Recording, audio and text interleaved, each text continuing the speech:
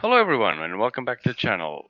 Now this video is kind of a throwback because about 1 year ago, I quit Dauntless. I think the game was just installed. The game was not delivering anything new, no content. There was no roadmap to see anything of value in the future. So I just stopped playing it. I even made a video about it. I'll put the link down in the description so if you want to see it. Now, 1 year later, I decided to go back. I decided for two reasons. First, I wanted to see how the game was doing.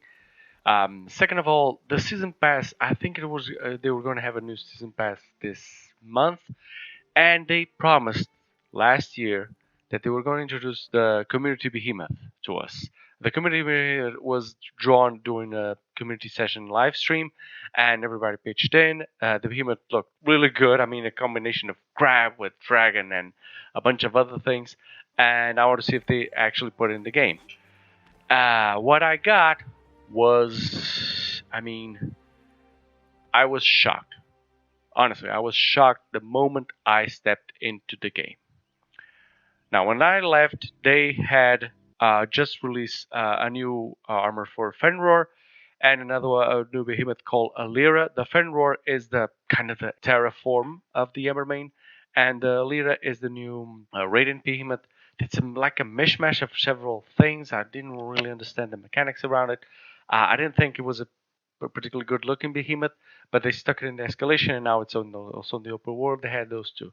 They also released Gauntlet, and this is my first trial of Gauntlet, and Gauntlet is bad. I mean, that's all I can say. It's not. Trials at least is something difficult to do, something that will challenge a person to do it.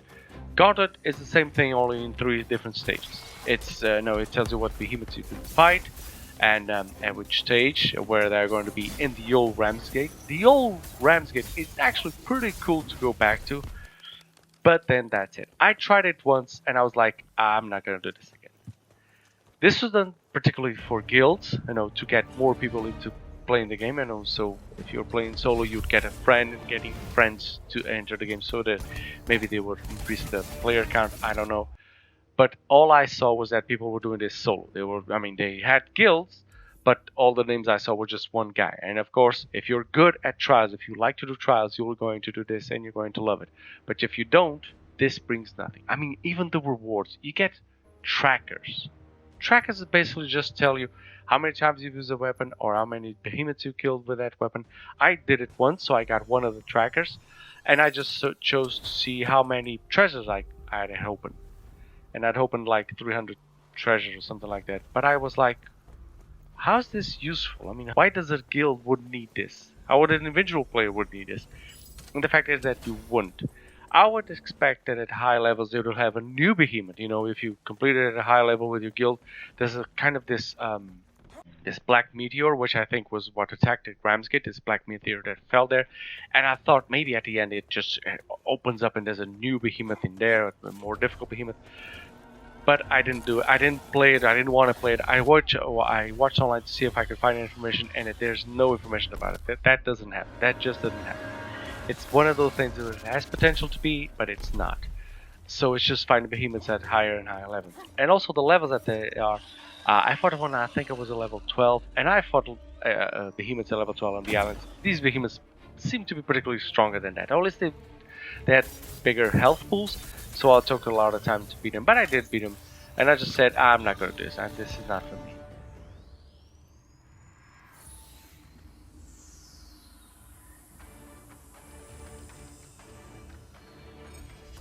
But furthermore, besides Gauntlet, and Gauntlet was already released last year, it just was released when a week or a month after I left. Besides that, the game has absolutely nothing new. Nothing. I thought the game was just stalling, but now it just stopped. The game is frozen in time. There's just this. There's just this. First of all, there's no new behemoths. There's no new armor, no new behemoth that was released, so there's nothing for you to fight against that is interesting or new to fight. There's no new behemoths in the Gauntlet. The 2 new behemoths that were introduced last year are still there. The Fauna and the Flora were the last ones. There's no new Omnicells. They introduced Omnicells, and I thought it was kind of Yes. interesting. It was kind of this new twist on the game where you can use the Omnicells in combination with other cells to create new loadouts, and that was good. That actually happened. But because you have no new challenges, you're not going to use these non-enemy cells just to do old content. So for first you kind of did because the radiations was still coming out, but then after you've done that, what are you going to do? I thought it was at least going to be new Omni cells, but there's nothing. There's no new Omni cells. There's also no new escalations. I mean, this is kind of predictable because all the elements were already done, but they could have made a new one. I mean, they did make the super hard one. I don't forget the name of it. Um, but yeah, it's just more radiation in the same model as the others. I thought maybe they would create a new setting, or maybe a new enemy, maybe something technological, some kind of dungeon or something like that. Instead of going up the island, you go down the dungeon or something like that. But they didn't. They didn't do that. There's no new islands. I mean, there's the same as they always were. They didn't introduce any new island and new setting. I did remember saying in my last video that you plant a seed in one of the islands, and I thought, oh, maybe there will be a tree, another that creates another island, or a section of branches that create new islands. Nope, there's nothing like that. They just plant a seed and there's nothing. Um, there's not even a new battle pass. Everything is reruns of battle passes that I've already played in the past when the game came out. So, I mean, the battle pass, the original free battle pass used to have some cosmetics or something. Then they changed all that. At the time I left, it just gives rams, and now it's the same. It just gives rams and a little bit of platinum.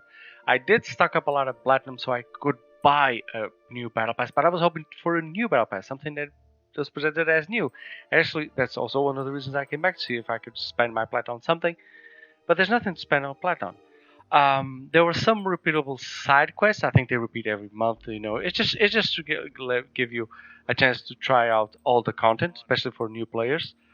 And there were rumors that I did not finish. I mean, rumors just give you cosmetics.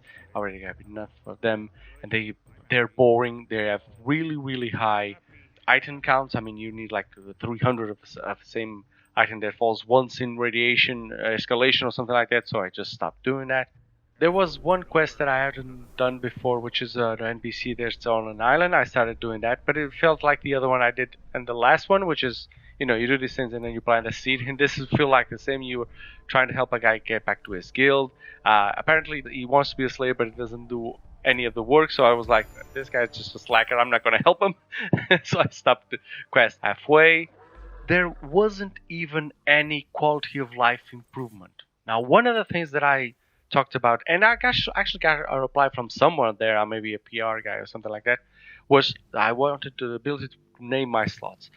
Because, like happened to me, once I got back, I looked at my loadouts and I said, what the hell are these useful for? Because I had loadouts which work with like galvanized cell, which is give more shields, and for each shield that you earn, you also get crits. So I had builds specific for each mission, each loadout was specific, and I wanted to name it. Okay, this is the shield build, this is the fire build, and stuff like that. But I couldn't because I have cosmetics on top of the armor.